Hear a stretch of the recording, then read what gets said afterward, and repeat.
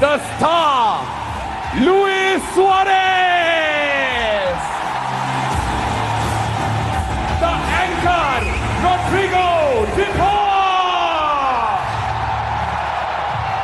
And the greatest of all time, the man you've all come to watch, Leo.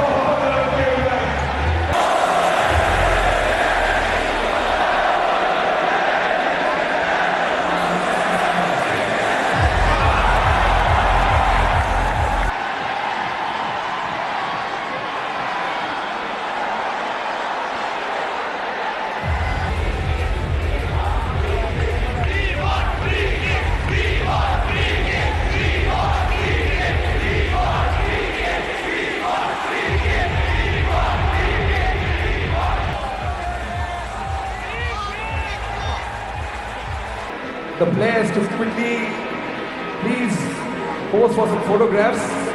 But right now, ladies and gentlemen, it is the boys and girls who are here posing for this unforgettable picture, ladies and gentlemen. I think it is time for us to welcome the youth icon, and he is here to do something very, very special. Please welcome Tiger Shroff.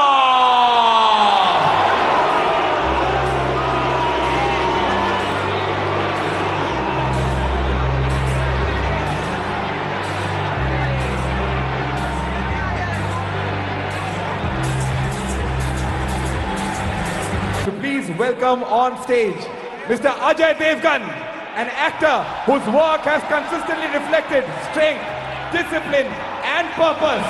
Through his film Maidan, he brought to life the story of Indian football's golden era, a reminder of what belief, teamwork and perseverance can achieve on the field. Ladies and gentlemen, boys and girls, Singham is in the house! The football goat is here. It is now time to call on stage the goat of cricket, the one, the only, Sachin Tendulkar!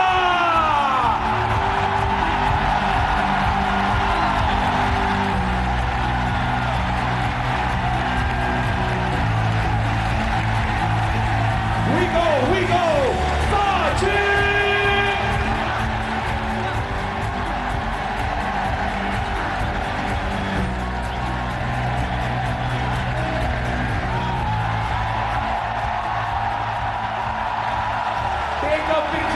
Take a picture of that. The two greatest sports people on planet Earth, ladies and gentlemen, right in front of your eyes.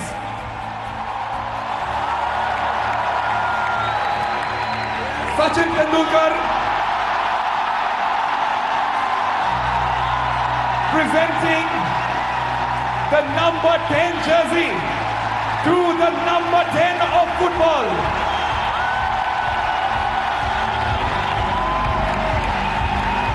Yes, the two of the greatest the two of the greatest, ladies and gentlemen.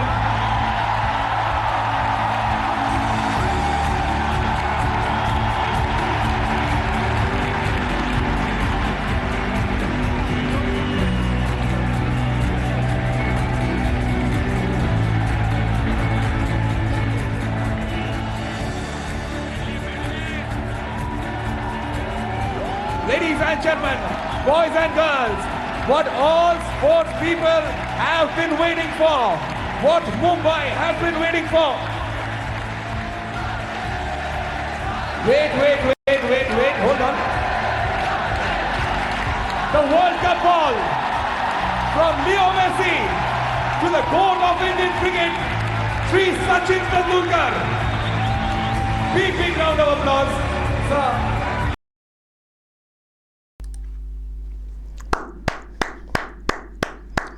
দুর্দান্ত, দারুণ হয়েছে। দর্শক, গতকাল তেলেঙ্গানার পরে আজকে মহারাষ্ট্রে মুম্বাইয়ে ওয়াংখেড়েতে মেসির এই প্রোগ্রামটা হলো দুর্দান্ত।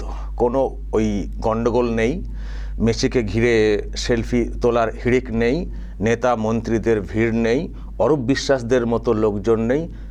সুন্দর একটা প্রোগ্রাম এবং অনেকক্ষণ ছিলেন। আজকে মেসি অনেকক্ষণ ছিলেন। নামার পরে উনি গতকালকে যেটা করেছিলেন তেলেঙ্গানাতে ওই টাইপের এখানেও করেছেন। বলে শট মেরেছেন, গ্যালারির উদ্দেশ্যে বল পাঠিয়েছেন একাধিক, সেটাকে ঘিরে হুড়োহুড়ি ছিল, উন্মাদনা ছিল। তারপর মাঠের বিভিন্ন জায়গাতে থেমে থেমে ওই বল পাসিং বাচ্চাদের সঙ্গে সেটা করেছেন, দর্শক দেখেছেন। মানে কেউ না বাদ যান যে ওদিক থেকে দেখতে পাচ্ছি না অনেক দূরে, সেটা না, ওদিকেও গেছেন। পুরো মাঠটা ঘুরে মানে কয়েকটা জনে ভাগ করে সেখানে প্রোগ্রাম করেছেন। দেখুন না কত ধারে গেছেন, কত ধারে গিয়ে গ্যালারির সামনে দাঁড়িয়েছেন, মানুষজন ভালো করে দেখেছেন এবং সেই সঙ্গে এই যে বল পাস করা মহিলা টিম, পুরুষদের টিম, বাচ্চাদের টিম করেছেন, ছবি তুলেছেন, সবাই এনজয় করেছেন। যারা দর্শক মাঠ ভর্তি সবাই কিন্তু এনজয় করেছেন, একেবারে মেসি এবং মেসির সঙ্গে আসা আরও যারা, তাদেরকেও কিন্তু একটা বিরাট সম্মান দেওয়া হয়েছে, যেটা এখানে দেখতে পাচ্ছিলাম না। শুধু মেসি হচ্ছিল কলকাতায়, তাও তো যাচ্ছে তাই কাণ্ড ঘটেছে, দেখেছেন আপনারা। বাকি আরও যে দুজন এসছেন তাদেরকে কোনো গুরুত্ব দেওয়া হচ্ছিল না। এখানে প্রপার সব সম্মান দেওয়া হয়েছে আর সবাই মোটামুটি দেখতে পেরেছেন, কারো কিন্তু কোনো ক্ষোভ নেই। আর সেই সঙ্গে আরও অনেকে মাঠে এসছিলেন ওখানকার, যেমন টাইগার শ্রফ, অজয় দেবগন এবং সচিন তেন্ডুলকার। কিন্তু দর্শক নিশ্চয়ই বলবেন কিং খান কোথায়? শাহরুখ খান ওখানে আর কী করে যাবেন? উনি তো কলকাতায় এসে মুখ পুড়িয়ে চলে গেছেন। আমি দেখছিলাম গতকালকের একটা ছবি, ওই সুজিত বসুর ওখানকার মনে হচ্ছে একটা ছবি, যেন ঝোড়ো কাক লাগছিল, ঝোড়ো কাক। ওনারা তো স্টেডিয়ামে ঢোকার কথা ছিল, ঢোকেননি, চলে গেছেন। মুম্বাইয়ের স্টার, উনি কলকাতায় এসছেন মেসির সঙ্গে ছেলেকে নিয়ে সাক্ষাৎ করতে। পয়সা কড়ির ব্যাপার ছিল হয়তো, বা জানি না দিদির টানে আসা কিনা। তো যাই হোক, মুম্বাইয়ে কিং খান কিন্তু ওখানে কোনো জায়গা পাননি। ওখানে টাইগার শ্রফ, অজয় দেবগন তারা জায়গা পেয়েছেন এবং বিরাট সম্মান পেয়েছেন। তো সব মিলিয়ে দর্শক দারুণ একটা প্রোগ্রাম হয়েছে। সচিন তেন্ডুলকার, ওনাকেও তো বিরাট সম্মান দেওয়া হয়েছে। উনিও মেসির সঙ্গে মানে কথা বললেন এবং জার্সি দিলেন, দেখলেন। মেসিও একটা ফুটবল দিলেন। তো সব মিলিয়ে একটা কম্প্যাক্ট একটা প্যাকেজ বলবো, একটা এন্টারটেনিং, একটা দেখার মতো একটা বিষয়। গতকাল তেলেঙ্গানাতেও যেটা হয়েছে সেটাও ভালো হয়েছে, এখানেটাও কিন্তু ভালো হলো। তার মানে পরপর দুটো, কলকাতার পরে দুটোই কিন্তু সফল প্রোগ্রাম হলো। আবার দিল্লিতে প্রোগ্রাম রয়েছে। তো তার মানে সবাই পারছে, শুধু দিদি পারলেন না, শুধু দিদির বাংলা পারল না, দিদির কলকাতা পারল না, দিদির কলকাতা পুলিশ বা পুলিশ, বিধাননগর পুলিশ করতে পারলো না, অ্যারেঞ্জ করতে পারলো না, সুন্দর সুষ্ঠুভাবে প্রোগ্রামটাকে করতে পারলো না। এখানে ভাঙচুর হলো, মারামারি হলো, কত কী হলো, দর্শক নিশ্চয় দেখেছেন। আজকে আর একবার ওগুলোকে একটু জাস্ট দেখিয়ে শেষ করব। আসলে কেন হয়েছে এটা বুঝতে হবে, কেন হয়েছে এটা বুঝতে হবে, তফাৎটা বুঝতে হবে। যে এখানে তো অরূপ বিশ্বাসের মতো লোকজন তো ছিলেন না, এখানে সবাই মানে যারা ছিলেন, যাদেরকে রাখার তারাই ছিলেন, সিকিউরিটির লোকজন ছিলেন। এই যে গতকালকে আমাদের কলকাতার প্রোগ্রামটা, অরূপ বিশ্বাস এর সঙ্গে ছবি তুলো, একে চেনো, ওকে চেনো, তাকে চেনো, এর সঙ্গে একটু ছবি নাও, অমক তমক করে যেন সব ওই কলকাতা ময়দানের ওই বল শ্যামদা, ঘনাদা, পল্টুদা এরকম পেয়ে গেছেন আর কি, যে চলো যেমন করে খুশি করব। আমি কলকাতা মাঠের বড় প্লেয়ারদেরকে অসম্মান করছি না, আমি বলছি আর কি, মানে এই টাইপের বিষয়টা। দেখুন, যে যার সম্মানের জায়গা, উনি তো এমনি মেসি হয়ে, মানে আজকে ওনাকে তো এমনি তো আনা হয়নি, ওনার ক্রেজ আছে বলে তো আনা হয়েছে, এবং খেলার মানটা তো সেরকম বলেই তো আনা হয়েছে।